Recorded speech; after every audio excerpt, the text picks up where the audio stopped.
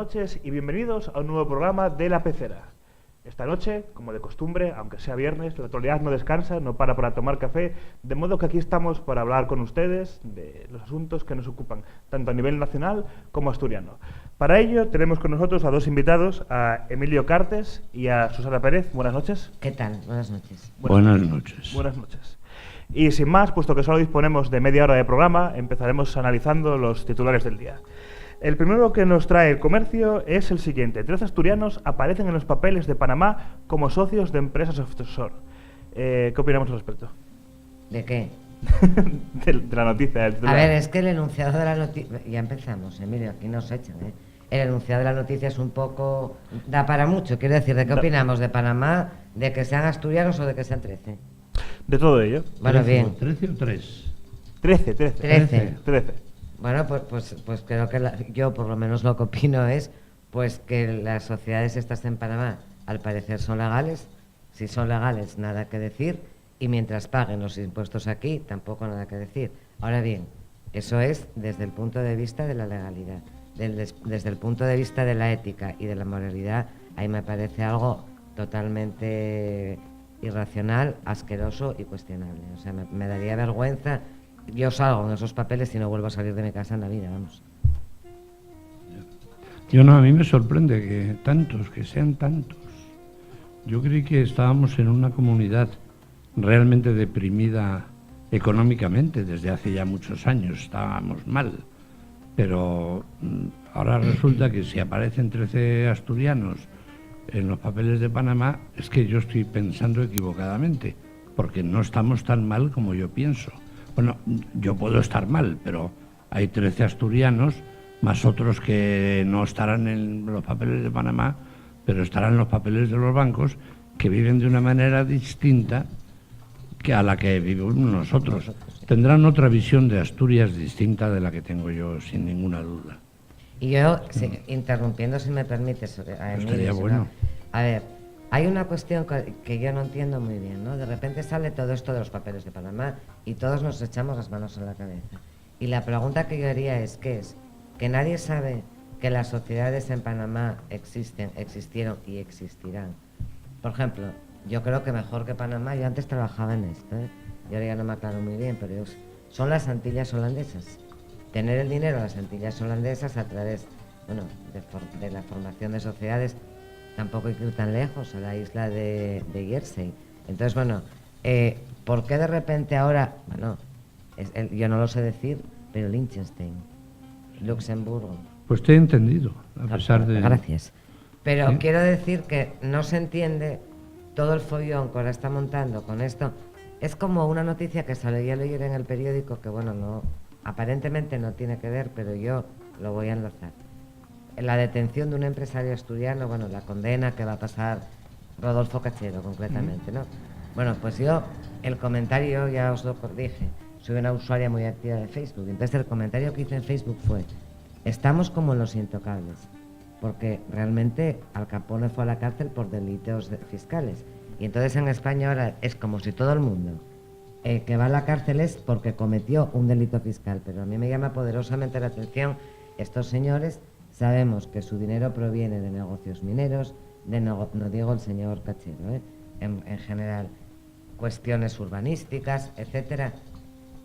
¿Qué es? Que las autoridades no sabían nada de esto, los fiscales ignoraban todo esto, los políticos en general, sin esa clase política, ese tipo de negocios no se puede hacer. Claro, la conclusión de esto es que estamos como en tiempos de Al Capone. El propio juez, ¿os acordáis de la película? Uh-huh. El propio juez que estaba juzgando a Al Capone era uno de los mafiosos que colaboraba con Al Capone.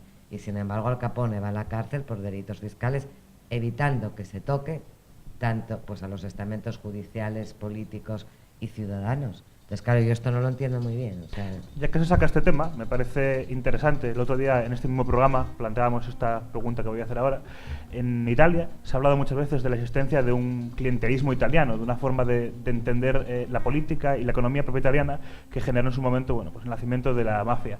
¿Podemos hablar de una corrupción endémica española? ¿Existe una forma de hacer corrupción española? Bueno, yo creo que sí, hay de toda la vida. Ya se habla, los pocos viajeros que venían por España En el 17 y en el 18 ya hablaban de cuidado, que vas a España, que en España te saquean, te roban, tal. Es decir, en España la novela picaresca, que recoge en muchas obras la forma de ser de los españoles, no hace más que describirnos. No podemos pensar, porque estamos en el XXI y no como se dice habitualmente, estamos en pleno siglo XXI, no. Pleno siglo XXI será en el año 60 o 70, ahora estamos en los inicios.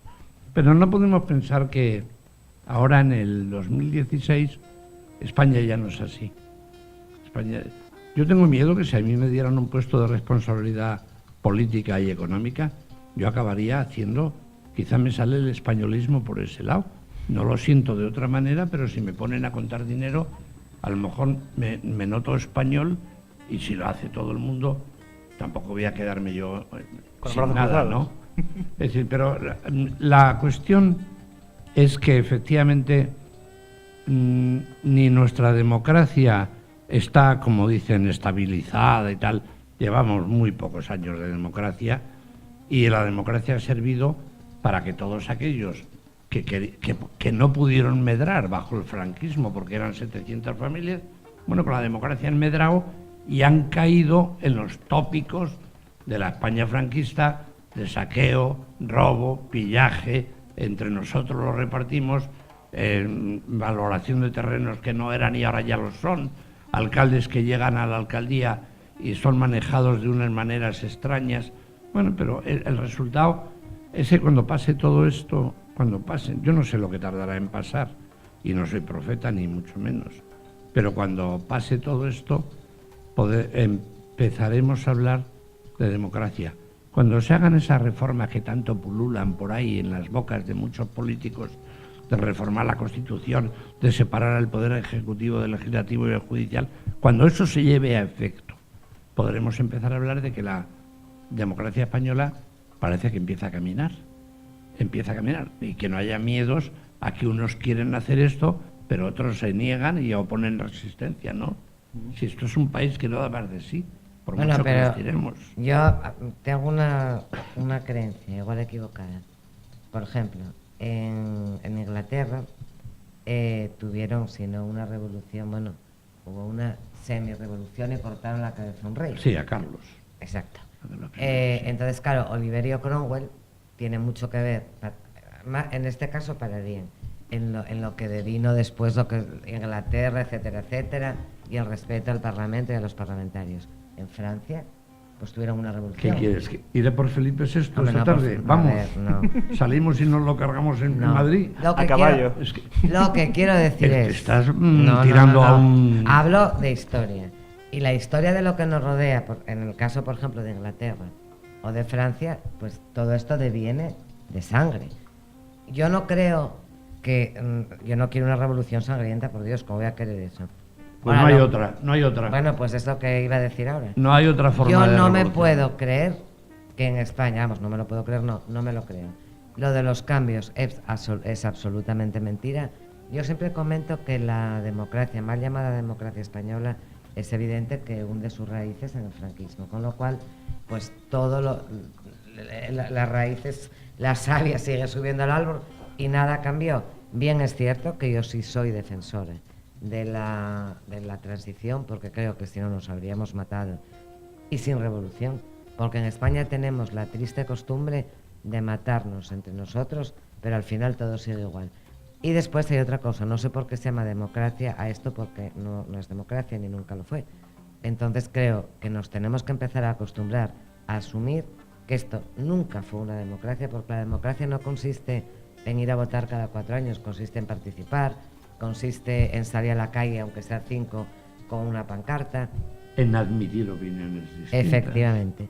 Y eso en España pues no se da. Entonces, como no se da, no es que sea clientelismo. Y hay una cosa que es todavía peor, y que evidentemente es opinión personal, ¿no? Con Franco podría haber 700 familias, pero el drama, el auténtico drama de este país es que el advenimiento o la llegada de la democracia lo triplicó, más que lo multiplicó, y lo elevó a unas potencias que yo creo que todos los españoles yo la verdad tengo que decir que no me considero culpable porque como a los burros se me flagela por lo que digo y por lo que hago, ¿no?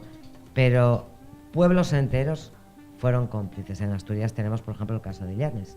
Llanes era un pueblo en el que todos sabíamos lo que estaba pasando, le están juzgando a una señora que da la sensación de que nadie se enteraba de lo que hacía. Entonces, claro, las cosas no se multiplican como los panes y los peces, ¿no? Marbella, sin la Junta de Andalucía, que lleva gobernando el PSOE yo creo que siempre, ¿no? Bueno, pues eso ya es un régimen. Que gobierne siempre el mismo partido en un sitio y te lo convierte en régimen. Marbella, sin la Junta de Andalucía no se podría haber hecho lo que se hizo en Marbella. Y sin embargo, ¿quién terminó en la cárcel? Pues un hombre que a mí me da pena, lo tengo que decir, como Julián Muñoz. Y vemos al populacho, porque las cosas, en este país se tiende a no llamar a las cosas por su nombre, ¿no? Y la gente que le quitó la falda y dejó en bragas a esta señora La Pantoja, y que iban al juzgado a insultar a tal, son masa, son people en el peor sentido que puede tener la expresión en inglés, y en España yo creo que es populacho. ¿Has hablado de La Pantoja? Sí. Madre mía. De La Pantoja y de Julián. O sea, estos señores que son los únicos que al final están presos, porque el de Valencia, te acordarás que ya salió, el de la gafa ahumada, que su hija dijo esa palabrota de, bueno, que se dejó puntos suspensivos, los parados, el señor Fabra ese señor cumplió, creo que fueron 18 meses de cárcel. Eso le cae a cualquier desgraciado por robarme a mí el bolso 2 veces. Entonces, claro, la democracia empieza por ahí. La democracia empieza que no podemos consentir que, por ejemplo, haya una jueza en Lugo a la que de repente vemos ante un tribunal, la juez Pilar Velarde, ¿no? Ante un tribunal superior de justicia porque un señor del PSOE la acusa. La democracia empieza porque no puede haber una información que se ha dado y que dice que los jueces y miembros del Poder Judicial estuvieron en un puticlub en Ecuador. Entonces, claro, es mentira, no es democracia, porque si fuese democracia, a día de hoy, habiendo salido esta noticia, la del puticlub, hace 4 días, tendríamos que tener las fotos que dicen que hay y los nombres de los jueces para poder decir, yo recuso a su señoría por putero, por ejemplo. Y además hay un motivo legal que no solamente es por putero, quiero decir, o sea, si usted está con una señora prostituta, usted igual la prostituta le convenció. ¿Dónde habéis leído el nombre de esos presuntos jueces? A mí no me cae bien esa mujer que llaman la Melendi, la de los aeropuertos. ¿Sabes a quién me refiero? Porque me parece una yoca, pero claro, un momento. Esta señora, si las grabaciones que presenta el hombre este del juez son ciertas, ¿cómo puede seguir el juez ahí? Cautelarmente tenía que estar fuera. Entonces, claro, que hablamos de los políticos y es una sociedad entera. Es imposible. ¿Estamos más cerca de las democracias neoliberales occidentales o del franquismo? Porque estamos hablando constantemente de que somos herederos del franquismo. ¿En qué punto estamos? No, con el franquismo estábamos mejor. Y voy a explicar por qué políticamente estábamos mejor. Porque yo creo que sabíamos en contra o a favor de lo que estábamos. Y en este momento, insisto, es mi opinión, en este momento, pues claro, es una decepción generalizada. Lógicamente el experto es él. Estamos volviendo a unos esquemas que son absolutamente los mismos y a mí me horrorizan, o a mí al menos me lo parecen, que lo que precedió a la guerra civil. España, por tradiciones, ya lo dije antes, nos dedicamos a matarnos unos a otros, pero nunca revoluciones, ¿no? Entonces estamos repitiendo más o menos la CEDA contra el Frente Popular. Entonces, si tú preguntas que estamos más cerca, no estamos cerca de nada. Somos España, a mi entender. Y vuelvo a repetir, en el franquismo estábamos mejor política y pensativamente, no existe la palabra, pero bueno, ahora digo. Bueno, ideológicamente y pensativamente estábamos mejor porque sabíamos a favor y en contra de lo que estábamos. A día de hoy no sabemos. Hay una frase muy de película y muy de novela, ¿no? Que es eso de eres uno de los nuestros. Hay una tercera España que está absolutamente perdida y que nos identifica. Yo creo, yo por lo menos no sé con quién me voy a identificar. No lo tengo yo creo claro. que el franquismo consiguió algo que no se ha conseguido después, que fue unificar a toda la izquierda en contra de la existencia política del franquismo. Ya Franco estaba muy viejo y muy mal, pero bueno, toda la izquierda luchaba para acabar con la dictadura. ¿Y la derecha? Bueno, no, pero yo hablo de la izquierda porque es donde yo andaba metido. Y la izquierda tenía su gente y la junta aquella que hubo y toda la plata junta y todo aquello reunía socialistas, comunistas, gente de arriba, de abajo, del medio, de todos lados. La muerte de Franco supuso la atomización de la izquierda española, que venía con una idea mucho más, aparentemente más honrada que lo que ofrecía la derecha, una derecha centrista como la de Adolfo Suárez, pero la realidad es que la izquierda en su atomización derivó hacia situaciones que nada tenían que ver con lo que se había dicho teóricamente que se podría hacer en este país. Yo no sé qué le pasa al ciudadano español, que en cuanto tiene un gramo de poder en su alma, en su vida, ya no actúa como actuaba cuando no lo tenía. Es decir, los discursos, hay miles, no hablo de uno, los discursos de personas de izquierdas importantísimas en este país, unas públicas y otras en su esfera privada, han sido discursos realmente importantes. Como decía Anatole France, todos sabemos cómo tenemos que actuar, pero luego llega la realidad y actuamos mal. ¿Por qué en el discurso te exponen un tema perfecto para aplicar a este país y a la hora de aplicarlo, eso se diluye y empiezan a entrar vías de agua que acaban con el proyecto? Porque son burros.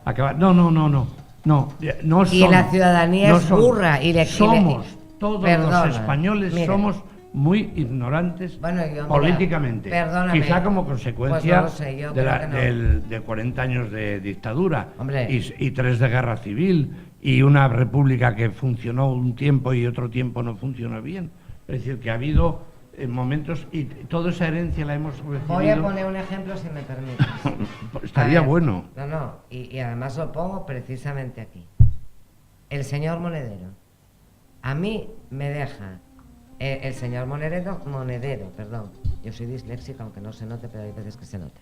Y cuando un tema me toca y me fastidia... Pero al se me escribir nota no mucho. serás al hablar disléxica. A mi padre solamente le faltó meterme... O sea que eres piedras. ambidisléxica. Soy, al escribir nunca escribo claro, escribo cálculo. Pero Y es de ahí en normal, ahí es adelante- donde se ve la dislexia. de ahí en adelante, pero antes me expresaba peor. Bueno, la cuestión está, el señor Monedero. España se divide en dos, dando la razón al señor Monedero y otros quitando la razón y llamando ladrón al señor Monedero. Pues vamos a ver, no tienen razón. Ni los que llamaban ladrón al señor Monedero, ni los que decían que el señor Monedero no había hecho nada malo, por una sencilla razón. El señor Monedero no actuó bien. Y este país es incapaz, en vez de... A ver, lo que a mí me preocupa es que se opina y se actúa desde la ideología política que puede ser ignorante, y en este caso lo fue, ¿no? Y no desde el pensamiento. Aquí se ha querido anular el pensamiento, pero lo que no consiguió Franco, sí lo consiguió el señor Maragall con una cantidad, y perdona, Enol, que tú eres muy joven, con millones de españoles de cierta edad que son burros funcionales, porque analfabetos funcionales, bueno, pues, pero son burros funcionales.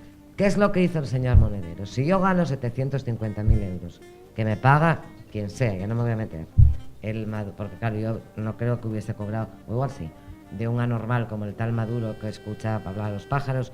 Si a mí me pagan 750.000 euros y tengo que pagar por ellos como persona física, ahí me quitan una cantidad ingente de dinero. Si yo me monto una sociedad limitada, cosa que puede hacer cualquier español, y cualquier español sabe, yo voy a pagar el 35, creo, por ciento de esa cantidad y voy sacando el dinero poco a poco. ¿Es decente que un ciudadano español, sea Monedero o quien sea, y lo están haciendo millones de españoles, coticen a través de sociedades limitadas que se constituyen por 3.000 euros? Recuerdo, no sé si son exactamente 3.000, pero es decente que tú hasta el papel higiénico de tu casa lo puedas deducir, porque lo metes de mala manera. Pues el señor Monedero actuó mal, pero es que hay millones de escritores, cineastas, etcétera, etcétera, cotizando por una sociedad limitada. ¿Por qué la gente critica una SICAP y es incapaz de saber que el vecino del quinto tiene una sociedad limitada que hasta la reja que pone en la ventana la va a deducir? Pues el vecino del quinto, millones de españoles y el señor Monedero a la cabeza, que era el que más lecciones nos daba, actuaron mal. Pero eso, insisto, el problema que tiene España, a mi entender, es que piensa los de derecha son malos, los de izquierda son malos. Depende quién lo piense, ¿no? No hay pensamiento. No hay pensamiento crítico, no hay pensamiento político. Tú, si eres militas en el Partido Socialista, tienes que estar de acuerdo con ellos. Si no te pasa lo que me pasó a mí. Escribes un artículo criticando la situación que está ahí en Oviedo, que hay en Asturias, y terminas pagando cerca de 3.000 euros al despacho de Álvaro Cuesta, porque encima te condenan en el Tribunal Supremo. Entonces, claro, eso en España, eso pasa en Francia, y habrían ido conmigo, por ejemplo, Sí. 50 delante del despacho de Álvaro Cuesta y de Paco Alonso con una pancarta a gritar. No, yo pagué aquella cantidad en billetes de 5 euros que lo llevé en bolsas de basura, que llevé con una persona que me acompañó. Ese es el problema de España. España no tiene conciencia crítica. España es individualista, aunque creáis que no. Y todos los movimientos que están saliendo ahora van a terminar. Bueno, por cierto, que tú me gustaría que me dieras tu opinión. El discurso de los nuevos movimientos, bueno, Podemos, evidentemente, que a mí me hace gracia que los sitios se llamen Somos, Podemos, Venimos, es absolutamente josantoniano, al igual que lo fueron, por ejemplo, pues el ejemplo es, ¿cómo se llama? Che Guevara. Che Guevara leía mucho a José Antonio. Che Guevara ni tocarlo. Bueno, bien, pero... O sea, porque vamos... Bien, pero me refiero, todos, en aquel momento, en aquellos movimientos revolucionarios, todos ellos eran lectores de los discursos y de las teorías de José Antonio, cosa que seguramente no sabes, pero lo eran, ¿vale?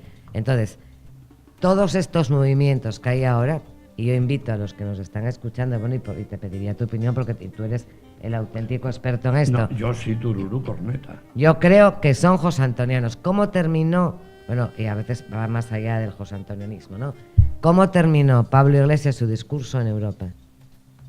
¿Tuviste cabaret alguna vez? Ujú. Bien. La escena cuando el niño empieza a cantar y el otro cuando... Bien. La escena de los nazis en el parque. El futuro será nuestro. Sí. Ujú. Pablo Iglesias termina su intervención.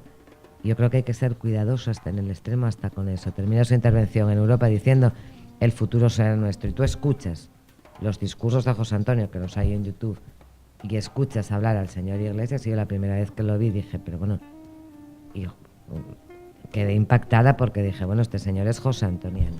Y yo creo que no lo sabe. Pero es que la mayoría del pueblo español tampoco lo sabe. Hombre, ¿Tú leíste los discursos de José Antonio? No, soy sincero, no he leído los discursos de José Antonio. Me parece interesante lo que se plantea aquí, desde luego.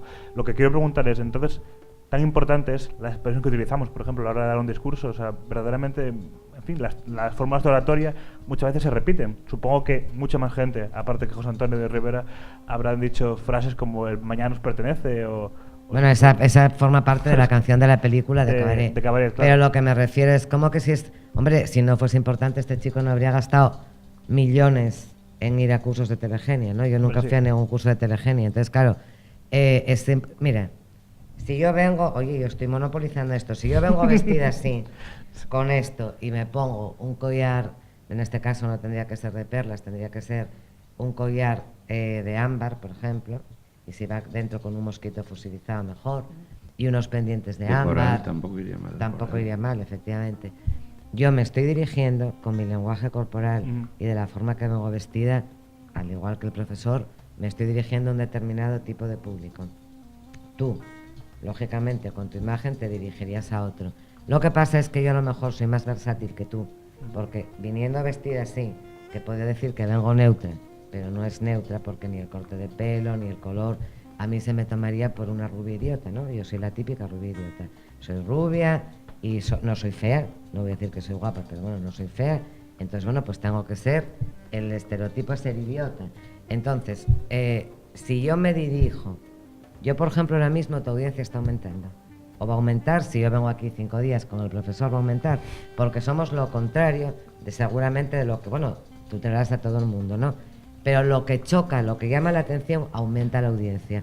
En una era absolutamente pues informatizada y que es de la imagen, claro que tiene importancia, y te vuelvo a repetir, sino de que el señor Iglesias y todos los que lo acompañan fueron a cursos de telegenia y pagaron millones por ello, o sea, es evidente. Yo de Pablo Iglesias y del grupo de Pablo Iglesias, yo creo que son alumnos aventajados de la Facultad de Políticas de Madrid, que tuvieron profesores como Ramón Cotarelo, que estuvo aquí en Oviedo. Un buen profesor, me dio mi Estuvo clase aquí, de Derecho Político. efectivamente. Y aquí yo conocí, bueno, y es un hombre importante. Y ha influido mucho en ellos, aunque ahora se ha separado radicalmente con manifestaciones que no caben en un catedrático. Pero bueno, tal y tal, así también está la universidad, ¿no? Pero yo creo que los discursos de... A mí me encantaría, si hubiera hecho políticas, hacer lo que hace Pablo Iglesias. Yo hice historia y yo no puedo ir a las televisiones ni a ningún sitio a hablar de cómo era la España del siglo III antes de Cristo, del II, del I, porque no interesa. No tiene interés más que para los que son acólitos de ese tipo de estudios, ¿no? Pero claro, esta gente ha sido muy, muy lista, muy hábil y despierta, y yo creo que están hablando de un discurso carente de práctica política y solamente basado en teoría política. Sí. Y la teoría política es muy bonita. Jean-Jacques Rousseau escribió cosas como el contrato social, que tienen su éxito en su momento, pero que son irrealizables en el campo de la realidad. O sea, no se pueden llevar a la práctica. Pero bueno, el discurso de esta gente embelesa. Sí. Si supieras después que no van a llegar al poder, porque ese es el discurso, esa es la teoría, pero cuando pises la moqueta o la alfombra o el coche oficial, te vas a encontrar con la Carmena dentro del coche. O sea, te vas a encontrar con una persona que no razona como tú, que no piensa como tú, porque la diferencia de edad, a pesar de todas las teorías que digan lo contrario, hace conservador al ser humano. Y Carmena está haciendo... yo la llamo la peón porque anda de frente y come de lado, pues tiene la torcida, pero bueno, te vas a encontrar con que lo que tú querías hacer y lo que tú habías dicho que ibas a hacer no es. La facultad ya se cerró sus puertas, tú has tenido unas campañas para hacer tu publicidad política y ahora llega la práctica, la praxis política y social. Pero aquí no te da no a mí me da mucha pena de la generación de Nol, porque es evidente que estos movimientos, oye, yo, si se ofenden, que se ofendan. El tal Trump, el Trump, el pato, el Donald, no habría tenido ninguna, o sea, no habría llegado a esto si los americanos no estuviesen tremendamente disgustados por los motivos que tengan que estar. Y es evidente que en España no habríamos llegado a esto si nos hubiesen producido cosas como, por ejemplo, lo que estamos viendo estos días con Villa Magdalena. Y eso era diario. Pero hay una cuestión, vuelvo a repetir, lo de Villa Magdalena... ¿Dónde estaban los otros partidos políticos yendo a los juzgados a poner denuncias? ¿Dónde estaba la ciudadanía? Que es que la ciudadanía, que es bastante ignorante, porque la mayoría de los españoles no ven el periódico. Pero bueno, digo yo que se podrán informar verán estos algún tipo de programas. No, porque hay programas en Telecinco que no te ignoran. Pues debe de ser eso, ¿no? Bueno, pero el problema no es de los políticos. Eso que preguntabas antes del clientelismo. El problema es del clientelismo, todo el mundo vive mejor, y esto si lo llevamos al terreno del cristianismo, pues claro, si de repente tú ves Jesucristo Superstar, yo creo que te haces católico, por lo menos cristiana de inmediato, ¿no? Porque sale un señor con la melena al viento, con aquellos ojos, con aquella barba, aquel color de pelo. Según el Mundo Today, se la empezó a dejar en el año 15, la melena. Bueno, bien, pues digo claro, para aportar un dato científico. Pues bien, pues, pero... ¿Entiendes? Me explico. Perfectamente. Claro, de repente entra con aquella túnica de lino y yo, vamos, es que me arrodillo. Bueno, lo de lino es lo que dicen las fuentes. Pero, pues lo mismo pasó con poliestas. Claro, pero lo mismo no creo pasó yo que María con Pablo Iglesias ahí. Y con todo este movimiento. Es imposible que surgiese si no llega a ser por todos los ladrones y por toda la mala práctica judicial, política, porque nunca ciudadana que hay detrás de todo esto. Por lo tanto, hijo mío, es muy fácil. Tú te encuentras con esta situación, vas a los cursos de telegenia, sales en televisiones, que es que además nunca se habla de esto, ¿no? Y a mí me molesta, porque la verdad nos hará libres, dice el Evangelio. Bien. Entonces, La Sexta yo no sé si nadie, que es que nadie recuerda la historia de la Sexta, y a Podemos, seremos, volveremos, al PP, porque al final es todo como la Cosa Nostra, ¿no? No le interesa a nadie hablar de eso. La Sexta, ¿cómo se adjudicó? ¿A quién se adjudicó? ¿Quién estaba dentro, en el meollo de la adjudicación de la Sexta?